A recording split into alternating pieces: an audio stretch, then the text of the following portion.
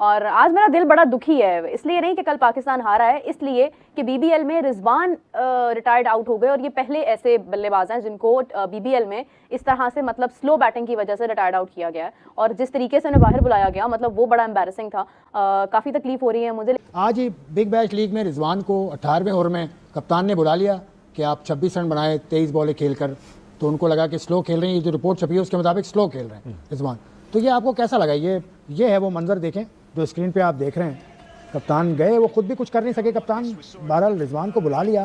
रिजवान का ये big bash league बड़ा हौसला अफजा नहीं है, कोई 150 रन इन्होंने किए हैं 8 मैचेस में। मेरे हिसाब से इससे ज्यादा शर्म की बात कोई नहीं हो सकती। इतनी बड़ी लीग जिसके बारे में हम ये बात करते हैं कि वाकई एक मतलब जबरदस्त लीग है, एक रिस्पेक्ट है इस लीग में, रिजवान के साथ जो आज हुआ है वो टोटल रॉन्ग हुआ। अच्छा, बहुत गलत हुआ। क्या कहना? हाँ बोलिए। मैं सच्ची बात बताऊं, पहला और आखिरी बिग बैश होगा बाबर के लिए और रिजवान के लिए। आज कल गिलक्रिस्ट ने क्या बात बोली है पता है? वार्नर और गिलक्रिस्ट कमेंट्री कर रहे थे, तो वार्नर ने गिलक्रिस्ट को पूछा कि बाबर आजम कैसा लग रहा है खेलते हुए आपको, तो गिलक्रिस्ट की वर्डिंग थी T20 खेला टेस्ट मैच की तरफ। तो गिलक्रिस्ट को आज पता चला। वो जो बाहर से रिजवान भाई को इशारे कर रहा था, खुदा की कसम उसका लग रहा था कि वो ना रिजवान भाई को बाहर बुला रहा है कि तू एक बार आ सही मेरे हाथ, मैं तनु ना बल्ला मार मार कुट के रख दिया जिस तरह धोबी कपड़े धोता है। जलालत और एज पर रिजवान भाई जो लर्न करना होता है या विन होता है या लर्न होता है, जो कि रिजवान भाई जो कर रहे हैं ना वो लर्न से मिलता जुलता लफ्ज वो ऑस्ट्रेलिया में कर रहे हैं। लोग यहाँ पे भी ये भी बात कर रहे हैं कि बिग बैश के अंदर अब दोबारा कभी शायद पाकिस्तानी बल्लेबाजों को तो वो नहीं लेंगे। वो पाकिस्तान को रिप्रेजेंट कर रहा था, उसके साथ बिल्कुल सही हुआ है, हम ये नहीं कह सकते उसके साथ गलत हुआ है। मोहम्मद रिजवान कंटिन्यूसली स्लो खेल रहा है, खाली रिजवान नहीं बाबर भी, वो दिन दूर नहीं है कि बाबर आजम को भी वो रिटायर आउट करवा देंगे। तो आपने उस प्लेयर का वैसी कॉन्फिडेंस गिरा हुआ है और आपने उस तरीके से यूं करके आप उसको बुला रहे हो इतने बुरे तरीके से कि यार मतलब देखो वो लोकल प्लेयर नहीं है भाई, वो आपको ओवरसीज प्लेयर है, पाकिस्तान का कप्तान रह चुका है। गलत किया आपने। ठीक है ना, मानी साहब आप छोड़ के आ जाना चाहिए। देखिए मेरे हिसाब से तो उसको कंटिन्यू बिल्कुल छोड़ के आ जाना चाहिए, बिल्कुल छोड़ के आ जाना चाहिए। लेकिन बात ये है कि मतलब क्यों इस तरह से खेलना ही क्यों? और अगर मालूम था कि हम ऑस्ट्रेलिया में जाके उस तरह से नहीं परफॉर्म कर पाएंगे तो फिर इसको अप्रूव करने की ही क्या जरूरत थी? इनकी तो फॉर्म भी लगी हुई है, तो ये अपने आप को चेंज नहीं कर रहे। ये देखे इनके लिए नुकसान है आने वाले टाइम पे। बीबीएल कभी भी नहीं फिर लेगा इनको जब तक ये इंटेंट न करेगा। पहला आखिरी है, अब वो मिस्टेक इनकी वजह से ना और अच्छे प्लेयर भी मारे जाएंगे। अब मतलब हुकूमत पाकिस्तान से गुजारिश है कि रिजवान भाई ऑस्ट्रेलिया में ही है, इनका शनाख्ती कार्ड कैंसिल कर दो, पासपोर्ट इनका फाड़ दो, ये वापस पाकिस्तान लैंड करें ना, मुकर जाओ। उनको कहो कि भाई आप किस मुल्क में आ गया। रिजवान भाई कहना भाई मैं पाकिस्तानी हूँ, मैं पाकिस्तान में आया हूँ, आप मुकर जाओ। अब कोई ये पाकिस्तान है ही नहीं यार। रिजवान भाई यार आप बीबीएल में क्या करने गए थे? आप खुद तो जलील हुए हैं, वो पीछे आपके पाकिस्तान लगा होता है, हम मुफ्त में रगड़े गए हैं। मीडिया की बड़ी तादाद ये कह रही है कि रिजवान को अब समझ जाना चाहिए कि T20 उसका गेम नहीं है। ये जो आज कप्तान ने उसके साथ किया, सिडनी का ग्राउंड था शायद, वहाँ ये मुकाबला हो रहा था। आपकी राय में कैसा ये वाकया है? मेरे ख्याल में ये बहुत ज्यादती हुई है उसके साथ, मेरे हिसाब से। कप्तान के साथ या रिजवान के साथ? कप्तान के साथ क्या उसने तो हो सकता है उसने क्या किया कि भाई उसने तो सोचा ना अपनी टीम के लिए सोचा। गलत सोचा ना टीम के लिए, क्या सोचा? टीम के लिए सोचा, रिजवान के लिए क्या सोचा? जब वो उसने रिजवान को बुलाया तो सिर्फ एक ओवर तो बाकी था, 2 ओवर बाकी था, 1 ओवर बाकी था, 18 को एक या कुछ बॉल 17.5 पे बुलाया था, 2 ओवर बाकी था। बिल्कुल। तो मेरे ख्याल में उस टाइम उसको बुलाना मेरे हिसाब से ज्यादती है। ठीक है, दूसरी बात आप ये देखें, आप एक ओवरसीज को बुला रहे जिसकी पाकिस्तान से बड़ी परफॉर्मेंसेज हैं, ठीक है, और कोई भी ओवरसीज प्लेयर जब भी किसी लीग में खेलता है ना जाके, वो इस किस्म की फजूल चीज़ें एक्सपेक्ट नहीं करता कि उसके साथ होंगी। ठीक है, आपको थोड़ा सा सोचना चाहिए। और मैंने वो आज का मैच देखा, आपका कप्तान जो रिजवान साहब का कप्तान उसको इस तरह बुला रहा है जैसे पता नहीं है कि वो लोकल प्लेयर था। वो लोकल प्लेयर नहीं है भाई, वो ओवरसीज प्लेयर है, आपने उसको लिया। अगर आप फॉर्म की बात करते हैं, फॉर्म आना जाना चीज़ है भाई। फॉर्म अगर नहीं है तो आपका अगर ये एटीट्यूड है वो बहुत गलत है। तुमसे तो शॉटें नहीं लग रही तो कोच का काम नहीं था, कप्तान का काम नहीं था कि भाई चले जी रूल है इस टीम का, चलो तुम बाहर आओ। क्यों वहां पे उसकी ईगो हो जाती, मैं ऑस्ट्रेलिया का बड़ा प्लेयर हूं जी, मैं कप्तान हूं, मैं बाहर नहीं जा रहा। ये बहुत बड़ी ज्यादती है और मैं सख्ती के साथ ये बात कर रहा हूं। स्टैंड ले लेते हैं रिजवान, आपको पता है किस कोई भी मामला हो स्टैंड लेते हैं वो। अब यहाँ उनकी इज्जत पे बकौल आपके, उनकी बेइज्जती हुई है बकौल आपके, तो उनको क्या करना चाहिए? छोड़ के आ जाना चाहिए? छोड़ के क्यों आ जाना चाहिए? कोई ऐसे थोड़ी है, कोई हाथापाई थोड़ी हो गई है। फिर भी बिल्कुल अपना एहतजाज उसको टीम के अंदर रखना चाहिए कि बिल्कुल गलत हुआ है, ये ऐसा नहीं होना चाहिए। मैं आइंदा से अपना गेम नहीं बदलूंगा, ये बात नहीं यार, ये अजीब दूसरी तरफ चले जाते हैं भाई। गेम अगर वो नहीं बदल रहे या वो गेम देखे यार, ये एक मेरी बात समझने की कोशिश करें, अगर जो प्लेयर गेम नहीं बदल रहा, नुकसान किसका हो रहा है? मेरा, इनका, आपका हो रहा है? किसका नुकसान हो रहा है? टीम का नुकसान हो रहा है, अपना नुकसान हो रहा है। नई गेम बदलेंगे, टीमें सेलेक्ट नहीं करेंगी, पाकिस्तान टीम से बाहर हो जाएंगे, यही होगा ना। अगर रिजवान वहां नहीं परफॉर्म कर रहा तो किसका नुकसान? अगले साल उसको नहीं लेंगे, हमें लेंगे क्या? उसको नहीं लेंगे ना भाई, तुम्हारी परफॉर्मेंस नहीं थी। तो बात ये नहीं है, बात ये है कि अच्छा उस टाइम ही है कि जब परफॉर्म करे तो अच्छा है, ठीक है। अब परफॉर्म नहीं है तो आपने इस किस्म का तरीकेकार नहीं, ऐसा नहीं होता भाई। या ठीक है उसको इंजरी हो जाती, कोई मसले हो जाते, या बुला लेते बाहर, या और 100 चीजें होती, लेकिन ये एक प्लेयर वो भी तो कोशिश कर रहा है। अगर उससे 3, 4, 5 मैचेस में रन नहीं हो रहे, और ये मैच था जिसमें वो 27-28 रन कहीं कर गया था, तो जाने देते आखिरी ओवर, शायद वो 1-2 हिटें लग जाती, 35-30-35 रन कर जाता, तो उसको भी एक कॉन्फिडेंस आता। प्लेयर की भी होती है। अब इस लोकल प्लेयर जिस तरह का मिजाज है रिजवान का, बर्दाश्त करना चाहिए।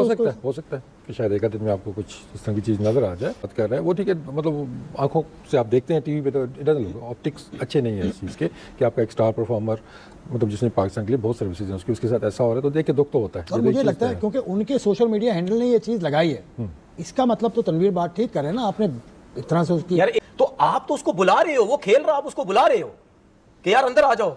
मतलब तुम क्या, साफ अल्फाजों में तुम क्या दुनिया को बताने चाह रहे हो? रिजवान साहब अंदर आ जाओ, तुम बहुत ही थकी हुई बैटिंग कर रहे थे, 3rd क्लास तुम बैटिंग कर रहे थे, तुम बिल्कुल टीम के लिए काम नहीं कर रहे, चलो जी बाहर आओ। ये इजी तरीका, ये गली मोहल्ले वाले तरीकों से मैंने समझा दिया आपको कि ये फील होता है बैट्समैन को। तो बिग बैश में आज कप्तान ने जो है वो रिजवान को बाहर बुला दिया कि उसने कहा भाई बस हो गया अब। तो ये हमारी जो परफॉर्मेंस है बिग बैश में, वो तो बहुत शर्मिंदा करा रही है यार। अब ये देखे ना कि एक डोमेस्टिक प्लेयर का डिफरेंट क्या नाम है वैल्यू है, एक इंटरनेशनल वो प्लेयर है जिसने 7-8 साल कंटिन्यू क्रिकेट खेल रहा है, 100 किए हुए हैं, तो उसको बाहर निकालना, फिर महंगा प्लेयर वहां पे रिजवान, वो अपनी गेम चेंज ही नहीं कर रहा जब से वहां पे गया, वो एक ही मोमेंटम से खेल रहा है कि मैं पहले जाके रिस्ट वर्क दिखाऊं, मिड विकेट खेल के दुक्के लूं, वो नजर नहीं आ रहा है। एक वो टांग रख के मारता है, उसके बाद वो ऐसा सीधा होता है, वैसे लग रहा है कि उसको अब बासत भाई समझ गए हैं, तो वो थोड़ा सा उसको अपने आप को ना अब चेंज करना, अब क्या चेंज करना, अब तो कहने की जरूरत नहीं, करियर के इस पॉइंट पे कहने की जरूरत भी नहीं है।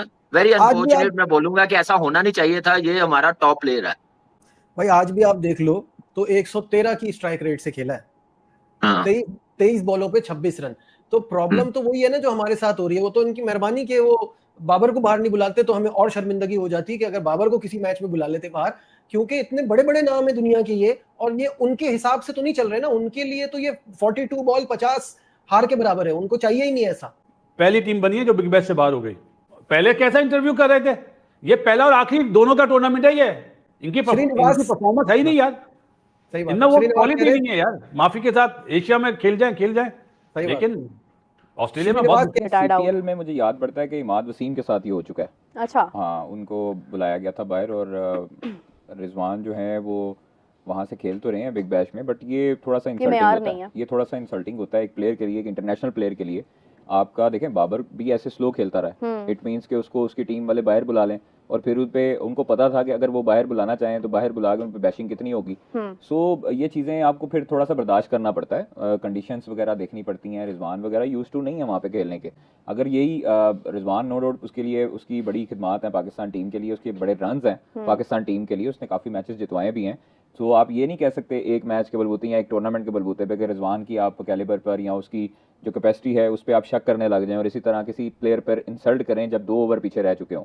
तो इसलिए बेहतर यही था कि इनिंग मुकम्मल होने देते। कप्तान खुद आगे थे, उन्होंने बाहर बुला लिया था उनको। तो मेरा नहीं ख्याल कि ये वाली चीज़ जो है वो काबिल कबूल होनी चाहिए, और ये इंसल्टिंग होता है एक इंटरनेशनल प्लेयर के लिए। ये पहले पाकिस्तानी प्लेयर तो BBL में तो पहले ही हैं, और CPL में I think so Imad Wasim के साथ भी ये हो चुका है। पहले तो बात यह है कि ये इसी मैच में टिम साइफर्ट भी स्लो खेले।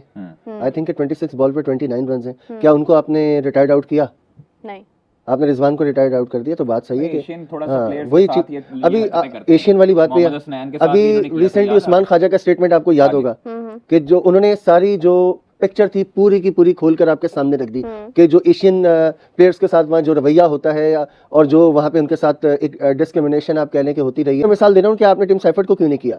आपने रिजवान को वहाँ पर रिटायर्ड आउट कर दिया, तो मतलब ये एक बड़ा एक इंसल्टिंग है, ये चीज़ बिल्कुल भी काबिल बर्दाश्त नहीं। और इसमें मेरा ख्याल से तो बेहतर ही होता था कि मतलब रिजवान को यहाँ पर अपने कॉन्ट्रैक्ट को और दीगर चीज़ों को नहीं सोचना चाहिए। ऑनेस्टली स्पीकिंग, यहाँ पे प्लेयर को मतलब यहाँ आपकी एक उसकी एक सेल्फ रिस्पेक्ट की बात है। सही बात। कि ये कोई छोटी बात नहीं कि आप एक प्लेयर जो कि पाकिस्तान टीम का कप्तान रह चुका है और पाकिस्तान में जो PSL हमारी ब्रांड है हमारा, उसकी विनिंग टीम का कप्तान रहा है।